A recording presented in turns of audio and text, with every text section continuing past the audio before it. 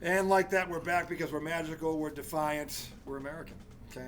That's right. We're real Proud Americans. We're proud Americans. We're ashamed of our president, but we're proud Americans. Dude, okay, shit, I should have brought this up previously. Before we get to baseball, something's pissing me off.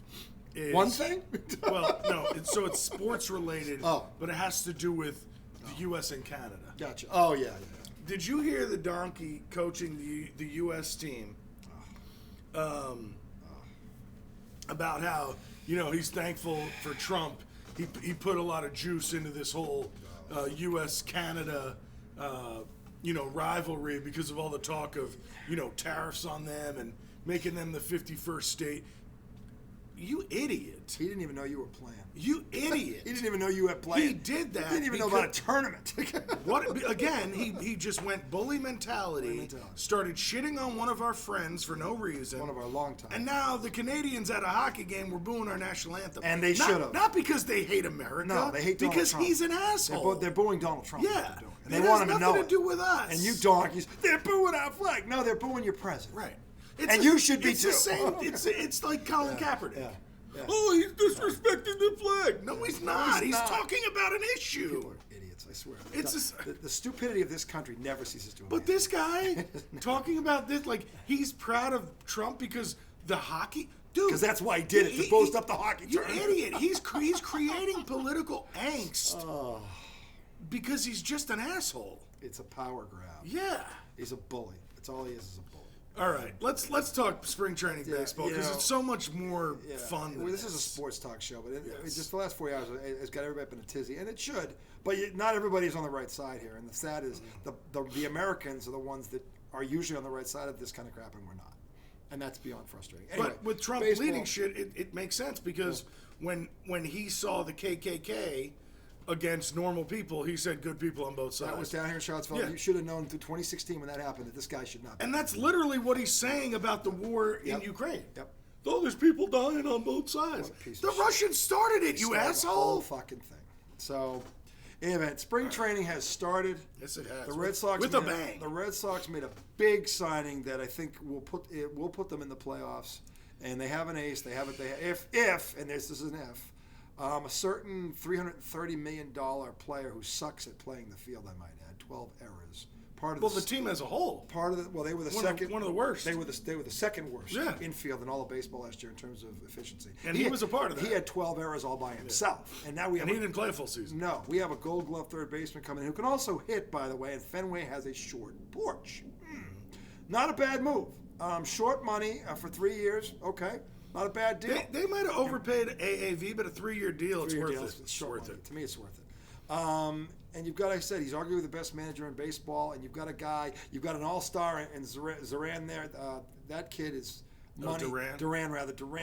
I'm telling you, the Red Sox have a chance to be something this year. And what does Mr. Devers do? That's my base, man. That's my base. My spot. I play third base. I play third base. No, you don't. Yeah, let's set the stage. I've seen people play third base. You don't do it. Let's set the stage. So the Red Sox signed Alex Bregman. Obviously, what RJ said. Yep.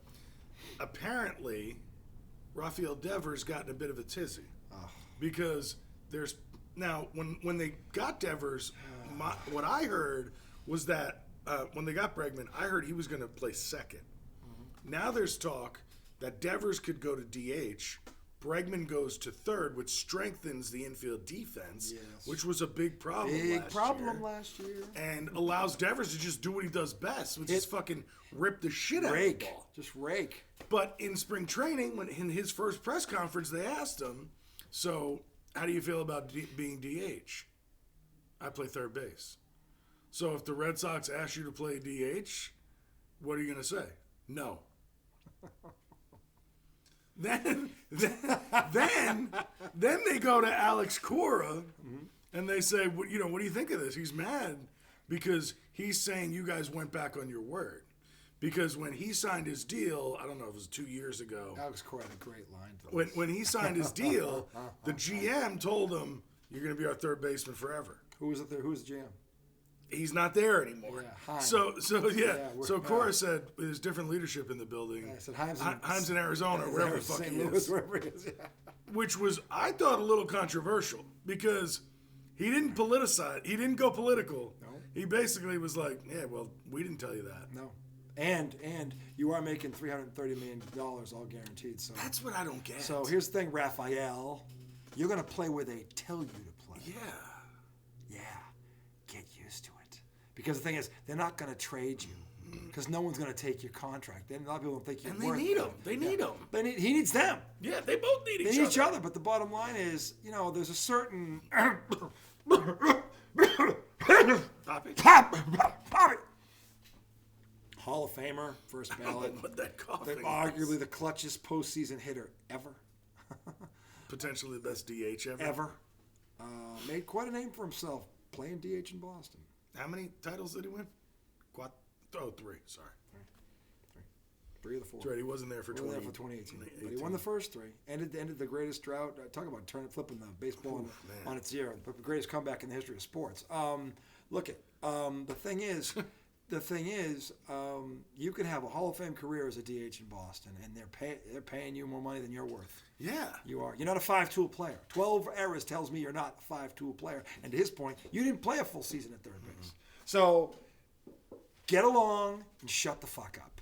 And Cora will behind closed doors do this the right way. Alex Cora knows his men. That's why I was surprised what he said. Yeah, but he shot it across the bow. Well, yeah, he likes to let people know. He wanted Devers to know. I'm not going to sugarcoat this. Yeah. Okay, but he'll talk to him and say, look, okay. The reality is this guy makes us better. We have a chance to win. You've gotten paid. You can't cry about your money. They gave you the money. Right. All we're asking you to do is hit. This guy is a much better third baseman than you. The numbers bear it out. It's not even close. Yeah. So be a DH, be this generation's Big Poppy, and go win a couple. Maybe of play series. some first. If you're that hard up on it, pick up a first baseman glove and learn some cutoffs, some cross, something. But you're not playing third again with this guy here, as long as he's healthy. It doesn't make sense to me, and I heard somebody say this on the radio. It's not as if he's like in a walk year of a contract. No. Because some guys he has no leverage. Right, like some guys are uncomfortable playing DH because they're out of the flow of the game. And like I could understand if you were in like the last year of your contract and you're like, you guys are fucking switching up on me now. Like this could cost me money. The guy got a 10-year deal, right? You're not. Yeah, 8-year deal. You just signed the biggest contract. Yeah. You already have it. You're not going to get a bigger one. They chose you, not Mookie Betts. Yeah. By the way, right there, you should just bow. They chose you, not Xander Bogaerts. By the way, let's be clear. That was the wrong decision.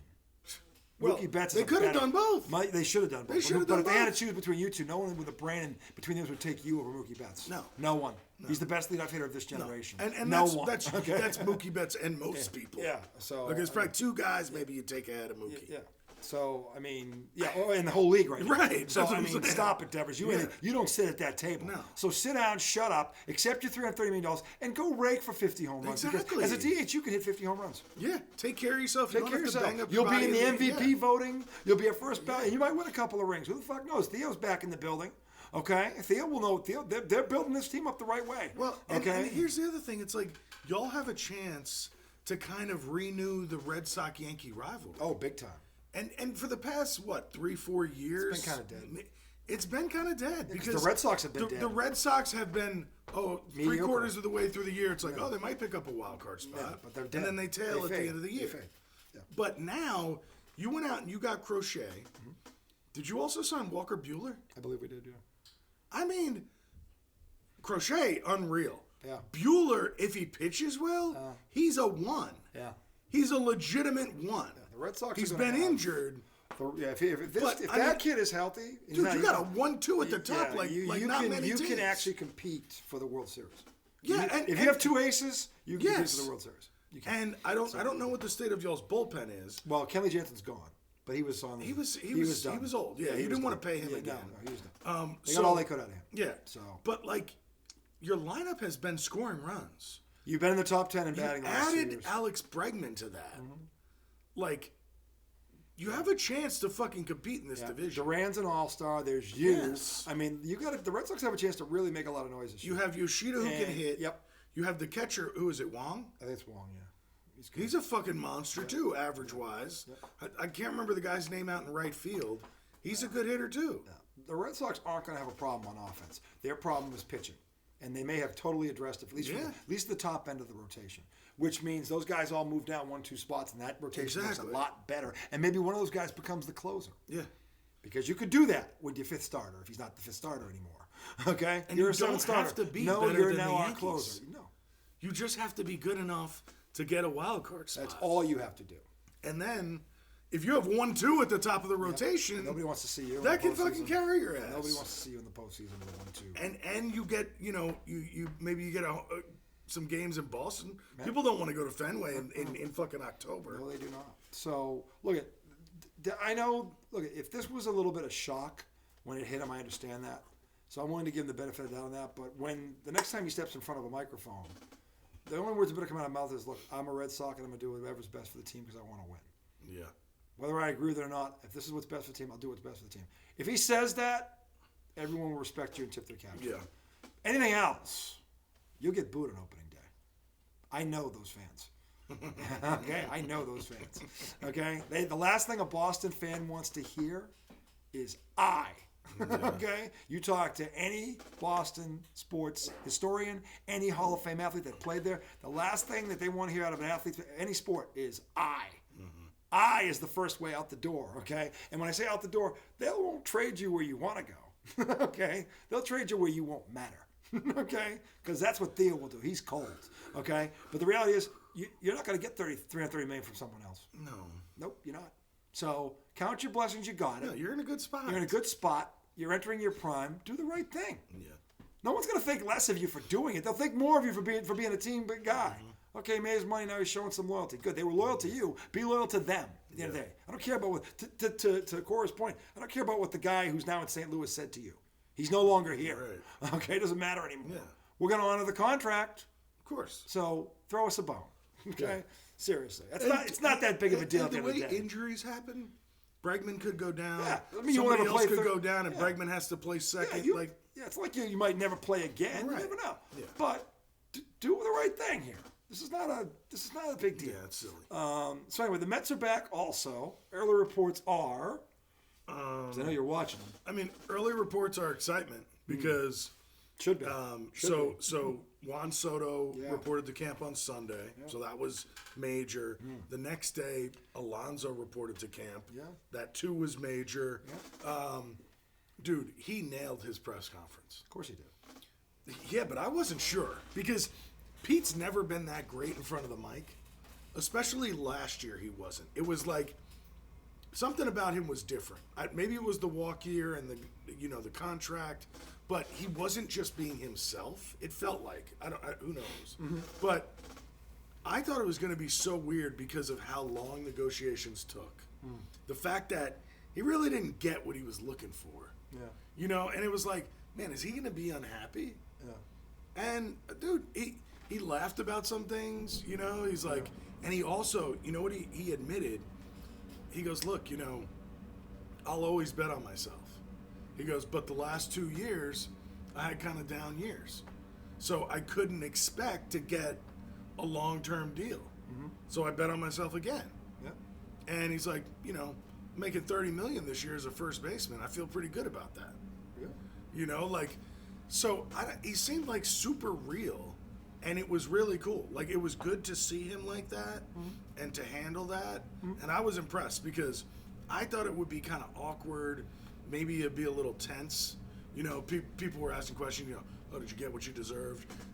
There was all this publicity about how Steve Cohen and David Stearns flew down to Tampa to talk to him face to face. And he was like, look, I respected that. Yeah. He was like, showed you him respect. It's good to see somebody face to face, and that meant a lot to me. Yeah. And the day after that happened, they signed the deal. It means they value him. Exactly.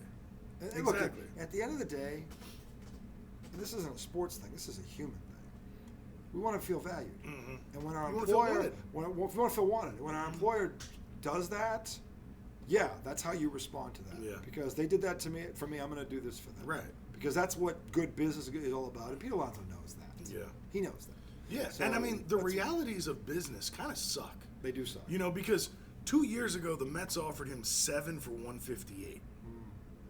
That's the other thing. He knows he walked away from that. He walked away from that. And now, because the market didn't dictate it, they didn't have to pay him that. No. And as a person, you have to put yourself in those shoes and go, So you're telling me 2 years ago you were going to give me this, and now you're going to give me $54 million? But that's fucking business. It's business. What you're worth now is not what you were worth 2 years ago. He said it himself. He had 2 down years. Exactly. If he had 2 all-star blow it up, then maybe his value would have been higher. Right. Yeah, but he didn't. But also, so many people, so many organizations are trying not to pay people who are 30 years old and over.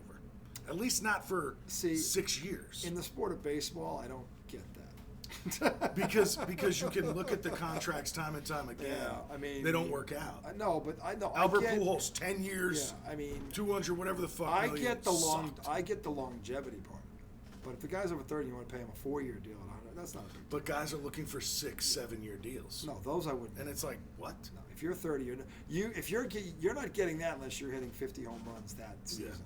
Yeah. As a batter. Yeah. Or a 5-tool player or something, or if you're pitching, you're in the Cy Young race every year. That's the only way you're getting that kind of money. Yeah.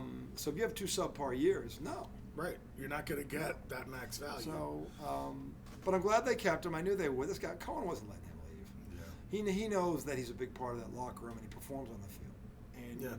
And when everything went wrong, he delivered. So that right there tells you he's worth it. So both sides did the right thing here. The Mets have a lot of things to be excited about. To me, they are one of the favorites. Look, everybody's chasing LA. We know that, but the Mets are right below them, right there. And they took them 6 last year. Now they've got Juan Soto. Yeah, but the problem is LA added like 3 All-Stars. Dude, they added. We're gonna pray for. I'm not an advocate of praying for injuries, but the Dodgers are really starting to make me reconsider. It's the only way. Okay, dude, when you add Blake Snell, and then you add Roki Sasaki, their starting 5 is all ones. Yeah. Because now fucking Shohei's pitching. He didn't pitch last year. So you got Sasaki, Yoshinobu. Honestly, if I were the Dodgers, I wouldn't even pitch him unless Blake somebody Snell. got hurt. I know. I'd save him. Yeah. I'd save him. It's almost like save him for a spot start here or there when you get nobody. You know what I mean? Or somebody's injured. Maybe then you do. But I don't think you need to pitch him. You don't. You won a World Series without him pitching. Well, you at least do a 6-man rotation, which I think they're doing. Sure. But you want to have him start every couple. Fine. But I mean, to me, you don't waste his bat. The Dodgers are unreal. Yeah. They're. But here's the thing about the Mets. So I feel really good about the Mets team. Now, they already have an injury to one of the pitchers they signed this summer. They kind of, the way they built their rotation was not buying stars. They signed Sean Manaea, who they brought in on I'm listening. Go ahead. A 1-year deal last year, and he turned out to be amazing. So they re-signed him for 3 years. Good move. Yeah. But again, he's like a 32-year-old pitcher. They signed a guy from the Yankees. God, what the fuck? Clay Holmes.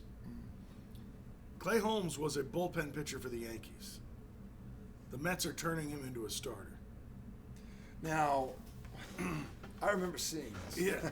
I never asked you about it. So is this a risky move? Is it the right move? Sure. Is it because I'm like, So here's the thing.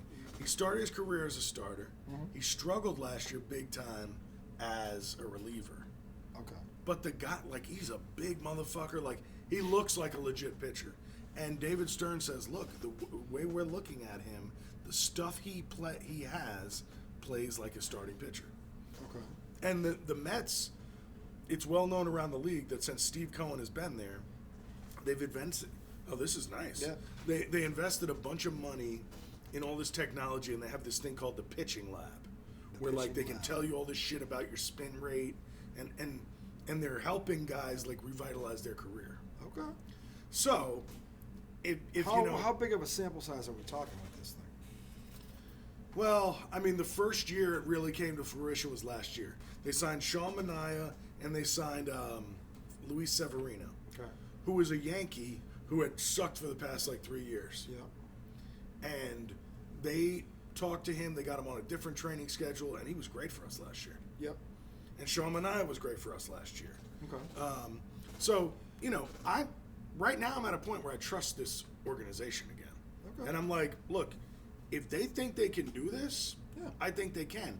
The other part is they have young guys coming up. And I think they don't want to get into a situation where they pay older starting pitcher for 5 years when they have 2 or 3 guys in the minors that if shit goes wrong this year, they can pull guys up. Yeah. And now you start using some of this farm system. But in reality, we're going into this season hoping that our lineup carries us. And we have a pretty strong bullpen. Yeah. Still have Diaz. We stole a lefty reliever from Atlanta this year. So I'm excited. But the key is, poaching from the Atlanta pitching staff historically is not a bad move. that's right. It's not. That's right. Because not only do you get a good pitcher, they are minus a good pitcher. Yeah. And you have to see them 12 It's times. addition and subtraction. Right. So here's the one thing that I'm super interested in. So much of their success last year was based on the team dynamic and team chemistry. Sure. So I'm wondering, what are they going to have to go through to build that? Last year, they had to go through being the worst team in the league for almost 2 months. And then they came together. I don't know so much as it's building it as it's just adding to it. Because to me, But they're different. Juan Soto is a winner.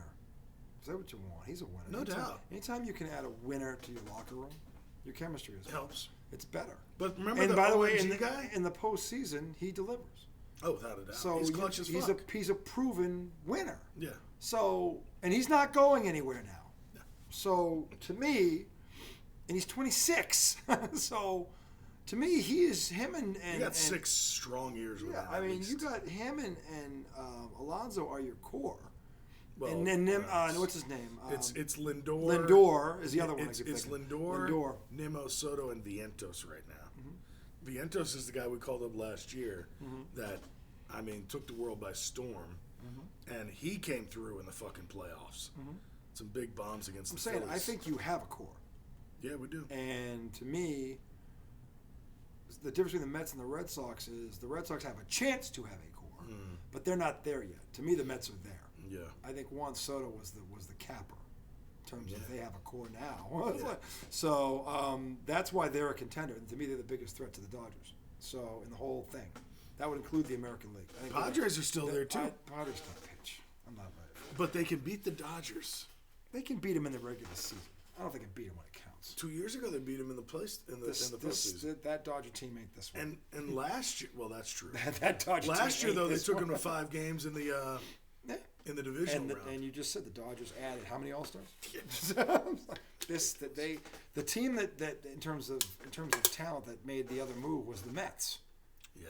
They're the ones that went lock and step, or close to it at least, with the Dodgers. They added significant lineup wise. Yeah. The Dodgers pitching, my God. Well, that's what the thing. Fuck? Now, look, again, I'm not an advocate for injuries. I'm very clear about this. But that's the only way. But if they're flirting with 120, 130 wins, which they might be, I'm not opposed to someone taking one in the knee. Dude, but a shoulder getting ripped out of its socket, perhaps. It's one of those things also, though. Maybe a broken rib. I don't know. In baseball, in the playoffs, sometimes crazy shit happens. Well, baseball, crazy shit always happens. Yeah. Just look at the Diamondbacks 2 years ago. Yeah. Crazy shit always happens in Major League Baseball. I mean, look at the Mets. So, again, this is why I'm pleading with Rafael Devers to be a teammate here, because just get in the dance. Yeah, you got a shot. You get in, you got a shot. And if you got 2 aces like the Red Sox may have, you got a shot.